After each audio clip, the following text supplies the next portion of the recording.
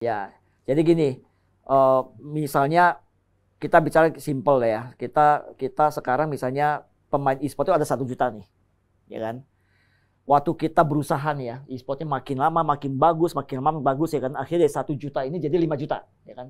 Ya. Jadi kan logikanya kita dapat reward kan. Jadi funding yang masuk ke industri ini bakal 5 juta nih, ya kan?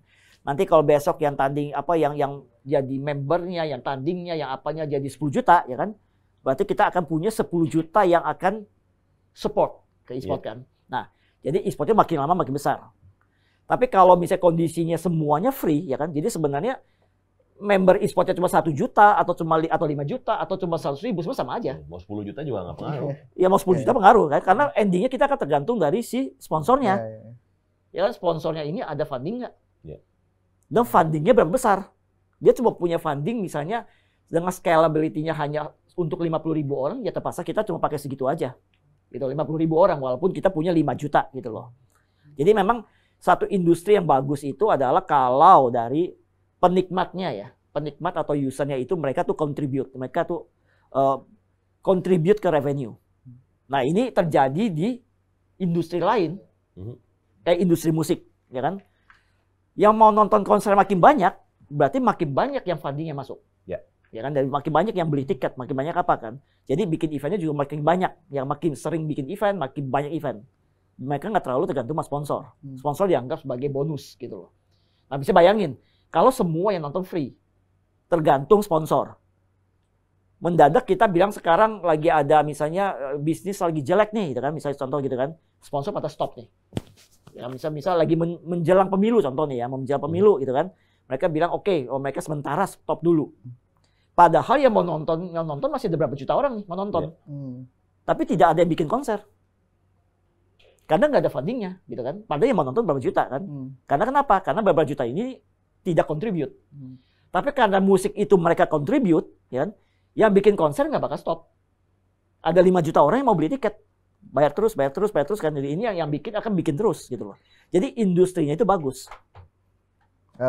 Aku mau ke Pak Yohanes nih. Kalau ini kan tadi kita ngomong buat yang penonton untuk bayar misalnya. Sebenarnya Pak Yohanes ini kan udah 20 tahun lebih lah ya di ngurusin anak-anaknya. Nah, possible nggak sih Pak untuk anak-anak itu kayak mau spending untuk misalnya nonton atau misalnya untuk ikut turnamen itu sebenarnya untuk anak-anak di Indonesia tuh mereka mau nggak sih keluarin duit untuk mau, itu? Pasti.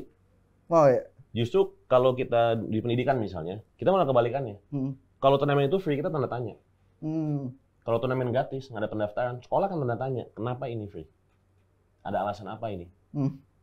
Jadi, actually kalau di level pembinaan, kelompok umur, sekolahan, KU16, KU18 di berbagai cabang, biaya itu, mengeluarkan biaya itu normal. Jadi, turnamen-turnamen e-sport di level sekolah pun sebetulnya, kebanyakan itu ada fee bayar. Jadi kalau turnamen diadakan oleh sekolah, kayak PSKD akan bikin turnamen e-sport semester depan, kita akan bikin di semua sekolah kita. Itu ada fee. Dan semua sekolah yang kita undang ada yang keberatan. Karena bagi sekolah, mindset bahwa kita membayar sesuatu untuk ikut lomba, udah normal. Dan kadang-kadang fee-nya tuh lumayan gede. Kayak misalnya ada turnamen-turnamen basket atau sepak bola, yang pendaftaran aja sampai 2-3 juta. Dan total hadiahnya pun paling 2-3 juta.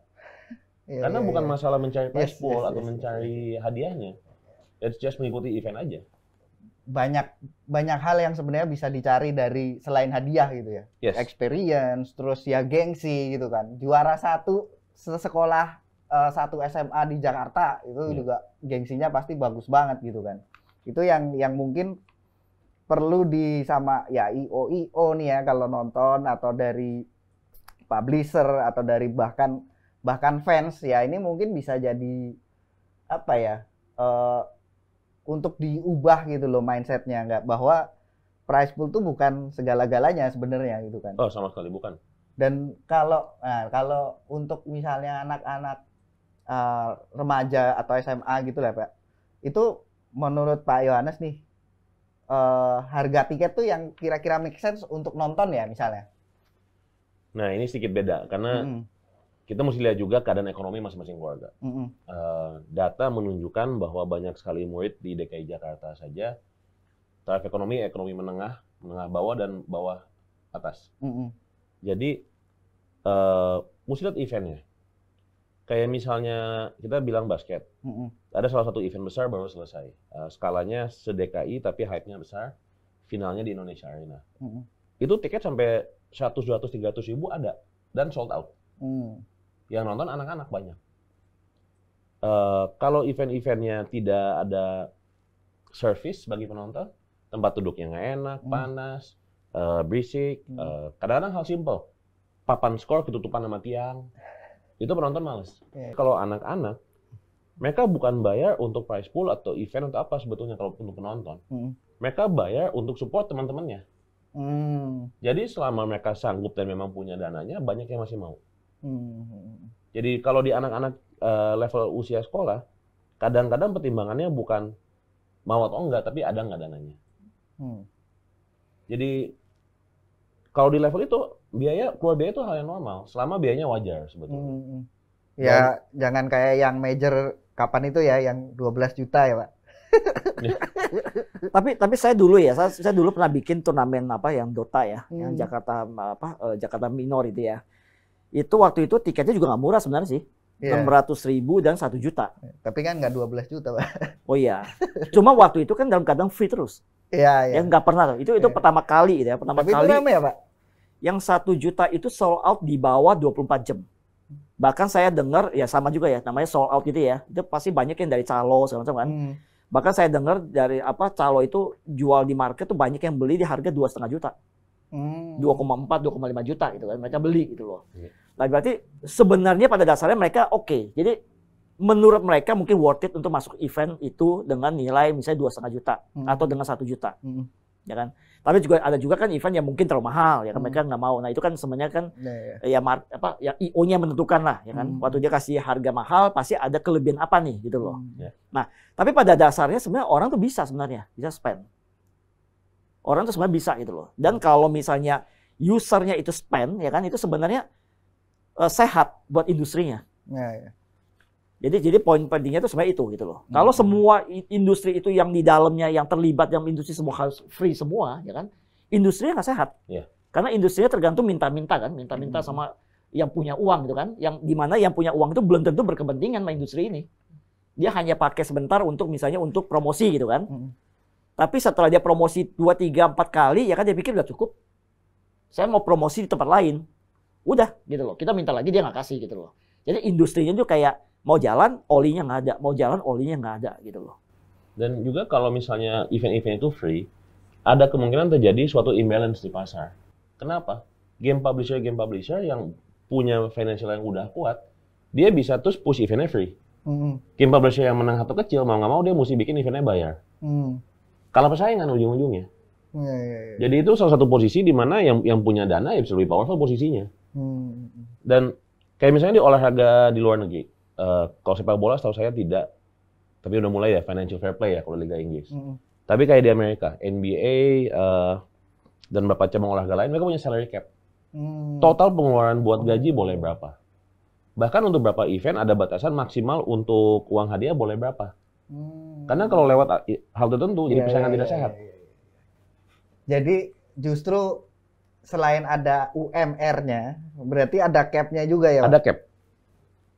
Menarik sih itu, menarik. Jadi kalau di NBA mereka punya cap-nya 100 berapa puluh juta dolar gitu 1 tahun. Mereka mesti milih-milih nih. Saya mau bayar 4 pemain bintang, 8 lagi pemainnya full pemain minimum salary. Saya mau bayar 12 pemain semuanya gaji menengah. Saya mau bikin variasi, terserah mereka. Berarti itu cap-nya satu tim ya? Satu tim. Jadi bisa aja nih misalnya berapa? 12 juta buat 1 bulan, 10 jutanya buat 1 orang. 2 jutanya buat 4 orang itu. Bisa-bisa aja. Dan kayak misalnya sepak bola Liga Inggris, financial fair play. Tim harus membuktikan bahwa dana yang keluar untuk pembelian pemain, gaji semua, itu bisa ditutup dari pemasukan timnya saja. Bukan pihak ketiga atau pihak owner yang kaya memasukkan suntik dana. Jadi mereka harus punya healthy business model, bukan hanya punya uang aja. Itu berarti di open ke publik? Atau enggak? Di open ke liga. Oh, di open ke liga. Jadi liganya tahu financial dari tim-timnya. Kayak ini kan baru ada, saya nggak tahu tim apa dikurangin poinnya di Liga Inggris karena melanggar aturan finansial. Karena selama financial itu tidak, ya seperti yang gua dibilang lagi tadi, selama financial itu tidak teratur, nggak sehat ekosistemnya. Menarik ya, menarik. Bisa dicontek lah ya sebenarnya ya, bisa ditiru, bisa diadaptasi. Habis itu nggak cuma ditiru ya, tapi diadaptasi. Nah ini kan tadi terus ke tim ya. Ini kan tadi ngomong-ngomong sebelumnya kita ngomong revenue ke event. Nah kalau revenue ke tim, ini kan salah satu opsinya kan mungkin liga franchise ya kan. Nah, liga franchise ini kalau Koedi dulu dah. Koedi gimana liga franchise tuh untuk mendatangkan revenue ke tim gimana ya? Bagus nggak sih, Pak? Untuk bisa, berarti kan kalau tim kan tadi sebenarnya salah satunya masih mengandalkan sponsor juga gitu kan. Cuman kan kalau misalnya terus ada franchise mungkin ada sharing revenue dengan liganya.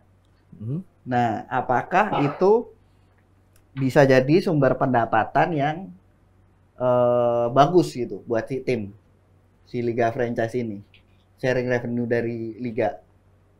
Kalau saya sih setuju sih. Saya setuju ya, maksudnya. Tapi kan sebenarnya kayak bisnis lah. Jadi bisnis itu kan di awal kan pasti ada kayak deal kerjasama gitu kan. Jadi kalau deal kerjasama kan macam-macam nih. Mungkin satu liga franchise dia hasil liganya di share ke timnya ya kan. Tapi mungkin juga ada liga franchise yang lain gitu kan, yang tidak share ke timnya gitu kan. Saya rasa itu lebih ke ini ya, lebih ke deal bisnis aja sebenarnya sih, gitu loh. Tapi nggak ada salahnya sebenarnya sih, nggak dibilang salah, nggak juga nggak benar ya. Tapi itu memang deal bisnis lah, kalau menurut saya sih. Tapi itu kan juga yang diprotes kan dari kapan tuh kan awal-awal ada MPL jadi franchise tuh kan yang diprotes kan jadi nggak semua orang bisa masuk MPL. Kalau menurut Koedi sama Pak Joy gimana? Kalau saya sih, kalau kita cukup beruntung untuk masuk ke liga franchise-nya, bagus buat bisnis. Tapi liga franchise tidak bagus buat ekosistem saat ini. Liga franchise itu menjadi bagus bagi ekosistem pada saat ada ekosistem kuat yang bisa menopang liga franchise di atas. NBA di Amerika is liga franchise. Tapi NBA bisa berada di atas dan safe dan stabil karena dia punya semua di bawah ini, dari NCAA, G League, AAU, high school, Liga Eropa pun mendukung NBA sebetulnya. Jadi ya tema saya selalu sama. E-sport ngurusin lantai atas penthouse tanpa bangun basement dan ground floor. Liga franchise bagus buat bisnis, tapi nggak bagus buat ekosistem. Kalau ekosistem belum siap. Karena yang ini saya setuju nih, gitu loh. Memang selama ini kan kita lihat ya, jadi nggak cuma publisher sih. Jadi publisher bahkan mungkin EO ya kan, mungkin itu rata-rata mereka tuh fokusnya ke yang top di atas. Yes. Ya kan, jadi bikin liga franchise, bikin professional league ya kan. Jadi semua orang masuk di atas, gitu kan. Yang di bawahnya nggak banyak, karena ya logika aja sih. Secara bisnis kan di atas yang nonton lebih banyak, ya kan. Yang di bawah kan nontonnya lebih dikit, ya kan. Jadi yang di atas dapat sponsor lebih gampang, gitu kan. Tapi kalau bagi satu ekosistem ya, satu industri ya, itu kan mesti dari bawah naik di atas. Jadi kalau cuma di atas doang, di bawahnya nggak kuat, ya kan dia kan bisa ambruk juga ke bawah. Ambruk lama-lama, pasti akan ambruk. Ya kan? Nah, yang ini memang ini yang kalau bisa ada asosiasi gitu ya, itu mereka salah satu yang mereka mesti contribute lah gitu loh. Gimana supaya bawah-bawahnya ini bisa jalan gitu. Tapi kalau buat misalnya yang EO atau ya otomatis kan mereka pikir kan full business. Yes. Yang mana yang paling menguntungkan mereka jalanin yang itu gitu loh. Karena kan mereka nggak punya kayak ideal kewajiban untuk sustain ini industri kan. Tapi misalnya gini Pak, possible nggak ya? Lihat, aku nanya nih, misalnya katakanlah mau bikin aja misalnya di mana ya? Di Cisarua gitu ya kan. Lokal aja nih, lokal daerah, bayar, tapi sustainnya tanpa ngandelin sponsor. Karena kan kalau akhirnya ada sponsor ngarep view kan. Bisa nggak sih, possible nggak sih untuk bikin turnamen yang sebenarnya making money, walaupun ya jangan bilang making money 300 juta juga gitu kan.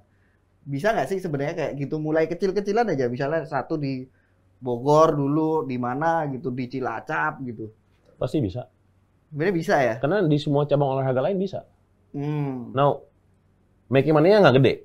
Mungkin cuma berapa juta, double digit aja susah kalau turnamen level kecil. Tapi kalau rutin, kebangun ekosistemnya. Dan kalau kita bikin 1 tahun event kecil-kecil, tahun depannya kita bisa bikin yang lebih besar. Yang bikin event e-sport mahal apa gitu? Yes. Nah, mungkin Wadi pasti lebih tahu lah ini. Tapi kalau saya sebagai orang yang datang dan tanding aja, LED, talent, saya nggak tahu kadang-kadang ada appearance fee. Itu semua kan nggak perlu kalau kita di mana contohnya tadi Cilacap gitu. Yeah. Kalau kita bikin turnamen e-sport Cilacap nggak perlu itu semua. Proyektor yang bagus aja orang penonton udah happy. Tapi e-sport itu punya kecenderungan untuk selalu go big. Mesti LED. Nggak bisa yang kecil-kecil, nggak boleh nanggung, mesti segedenya 1 gedung gitu. Bintangnya mesti paling bagus. Talentnya mesti yang paling terkenal. Price pool mesti gede. Kalau itu semua di scale down, ekosistem sustainable. Dan kadang-kadang ya yang Ko Edi bilang, memang semua IO dan yang mau cari uang di situ pasti akan coba yang gede. Karena mereka mau bisnisnya langsung balik modal atau dapat untung gitu. Tapi seringkali what's best for that one business, not what best for ekosistem. Yes. Dan problemnya, kalau semuanya memikirkan apa yang terbaik bagi bisnisnya dia, ekosistemnya terkorbankan. Dan itu, ya benar, karena yang kata Ko Edi barusan, bukan tanggung jawab IO untuk menggedein ekosistem. Bukan di situ gitu. Itu tanggung jawabnya di siapa? Di federasi, asosiasi, game publisher, tim, IO, semuanya actually punya bagian yang dia mesti nyumbang. Karena kalau nggak ada yang nyumbang untuk ekosistem, semua cuma ngambil keluar doang, lama-lama pasti kolaps, digrogotin.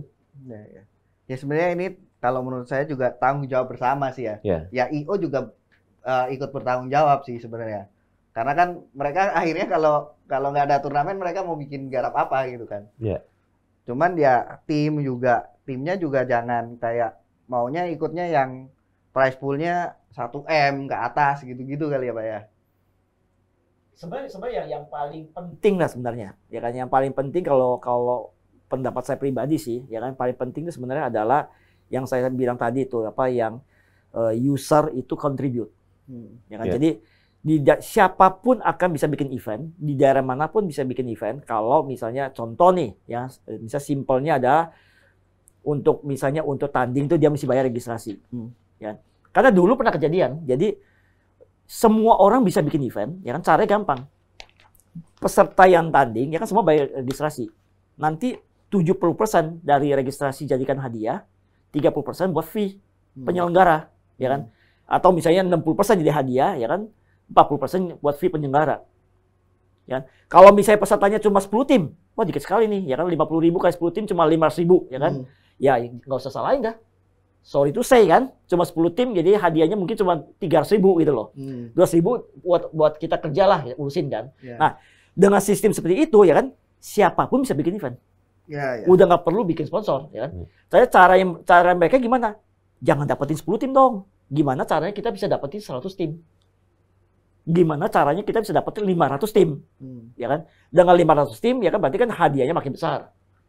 Terus mungkin si penyelenggara juga dapat funding juga dapat profit lah lebih besar, gitu kan. Jadi siapapun bisa bikin.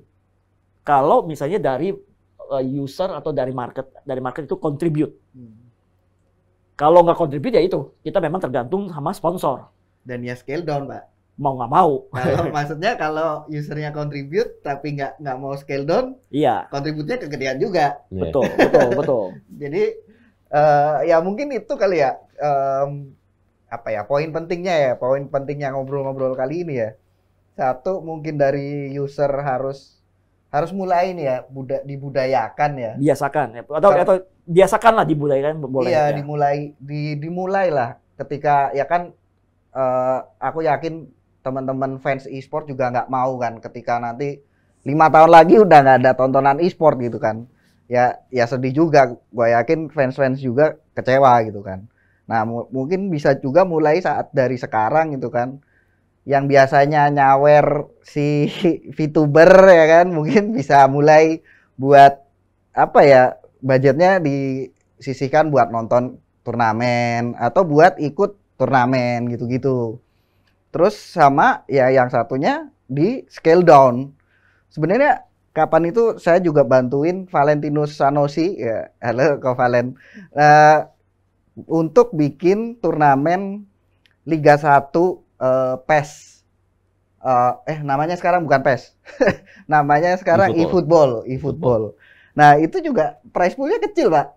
Juara satunya itu cuman 4 juta kalau nggak salah ya. Cuman dia bikinnya skalanya masif. Kalau nggak salah ya, ini kalau gua nggak salah angkanya tuh pokoknya ada 300 warnet apa ya? 300 warnet di 3, pokoknya ada puluhan kota, ratusan warnet. Jadi terus finalnya teman-teman pemain eFootball itu dikumpulin di Bandung. Ya itu menurut saya sih sekarang butuh turnamen-turnamen yang kayak gitu loh. Yang nggak harus yang nggak harus yang datengin siapa gitu kan. Cuman ya itu kan akhirnya bikin bikin komunitasnya jalan, bikin turnamennya ikut ekosistemnya ikut terbangun gitu sih. Dan muncul pemain-pemain yang bisa lanjut ke next levelnya. Iya, bener. Karena kalau misalnya tahap itu tidak diperhatikan juga, lama-lama juga habis tontonan. Audiens e-sport lama-lama kalau hanya itu saja yang main, bosen juga. Mereka mau lihat generasi juga gitu, kompetisi antar generasi. Iya, benar. Itu mungkin juga yang sebabnya kenapa Dota sekarang udah turun banget ya, karena nggak ada regenerasinya gitu. Oke, mungkin gitu aja kali Pak. Mungkin kita ketemu lagi minggu depan buat ngobrol-ngobrol topik lain. Boleh. Ya. Ayo. Ya udah, gitu aja. Thank you banget yang udah nonton. Nanti kita ketemu lagi kapan-kapan kali ya. Dadah.